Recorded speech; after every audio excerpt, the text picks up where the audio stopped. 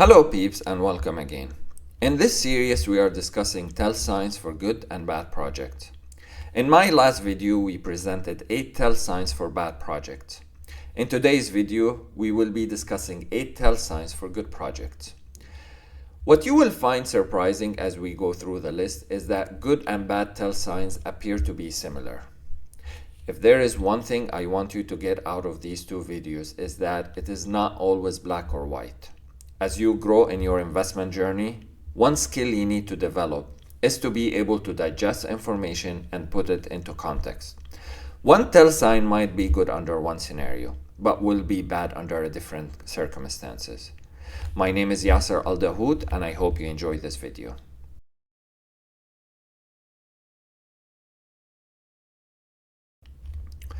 Good sign number 1. Calls from trusted agents. Real estate brokers who have been in the market for a long time are not looking for quick wins. They want to build long-lasting, trustworthy relationships. They will not spam your inbox with this and that project. They will only call you if there is a good deal. Also, if I'm really interested with a particular project, I will run it by at least 5 of my most trusted agents, and one of 3 things will happen. A, they will concur with my thought process and urge me to buy there. Or B, they will bring to my attention some critical information that I was not aware of. Or C, they will present me with their best shot of what other projects they believe are better. This will give me a chance to benchmark my thought process with the best of the best.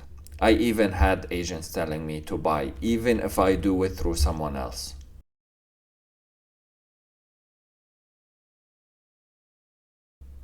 Good sign number 2. The agent is also buying. Good agents are also the smartest investors. These agents will present the 9s and 10s to their buyers. But if there is an 11 out of 10, they will secure a unit for themselves before calling you.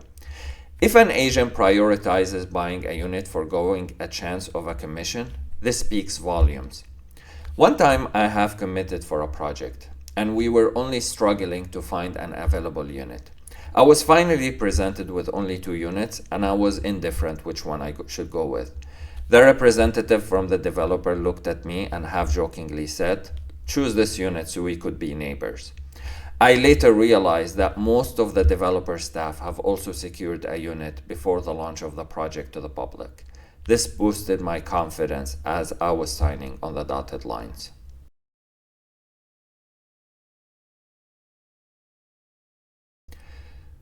Good sign number 3. You have to decide fast.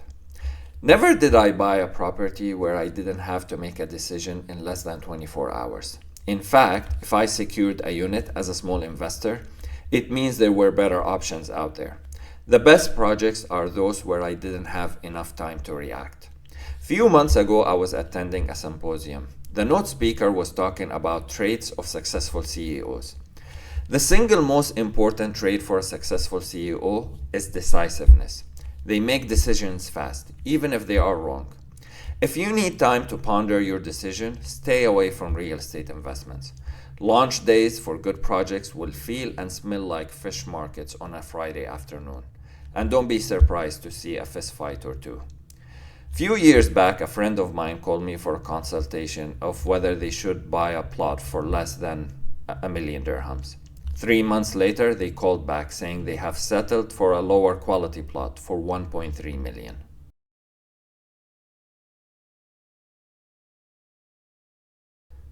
Good sign number 4. A respectful developer. Let me tell you 2 contrasting stories. In my early investing days, an agent took me to the showroom for a major developer.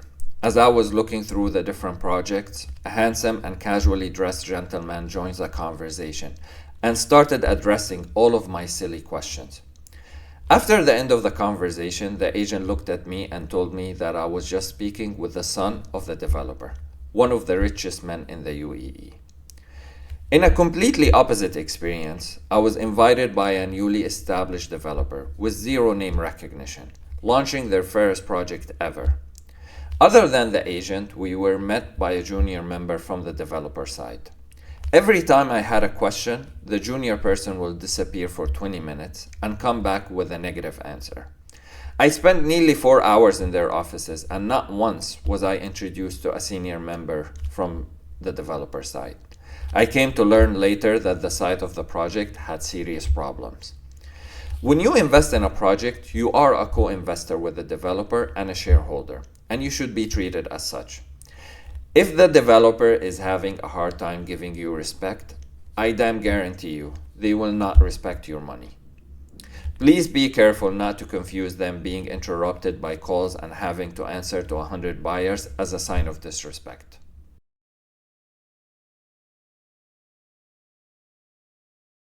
Good sign number 5. Unique but subtle attribute. Let me tell you another story. A couple of weeks back, I went with a broker to this new project, which was advertised as a forest living community.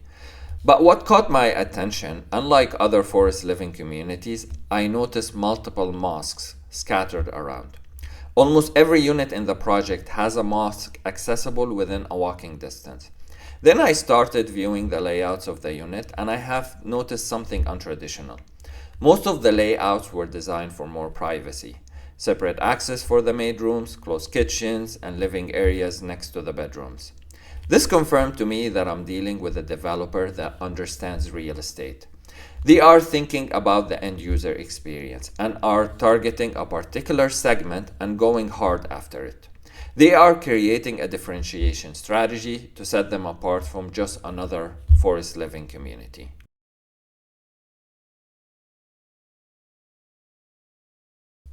Good sign number 6. Diverse investor group. Going back to my last example, what was even more surprising is the diversity of the buyers in their offices. Their office was full of Chinese, Indians, Russians, and European buyers. In fact, most of the buyer profile would not fall into the target market the developer is pitching for. But this confirmed to me that everyone there is an investor and not an end user. Unlike end users, investors are looking for good bargains and good deals. An investor might not necessarily want to live in a unit they are buying. Investors usually target financial value and are not making emotional decisions. These investors have probably bought in other forest communities that are targeting more of the European market and are looking to diversify their portfolio with a mix of different projects.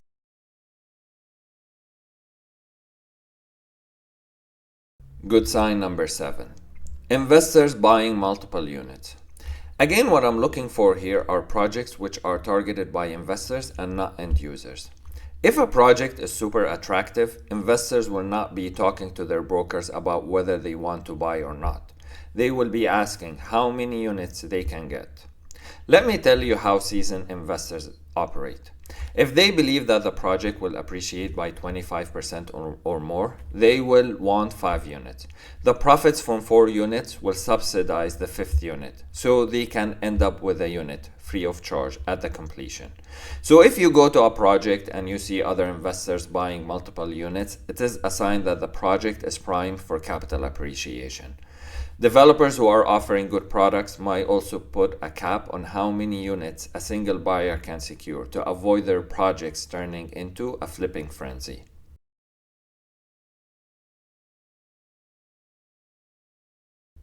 Good sign number 8. Plenty of common areas. This comes in many forms. It can include a freshwater lagoon, a forest community, a golf course, a country club, or a recreational area. This is important for 2 reasons. It tells you the developer is not stingy and trying to sell every single inch of real estate. Large spaces and separations between buildings means a lot of unsellable real estate. The developer is willing to give up significant space to make sure their project is distinguishable and different.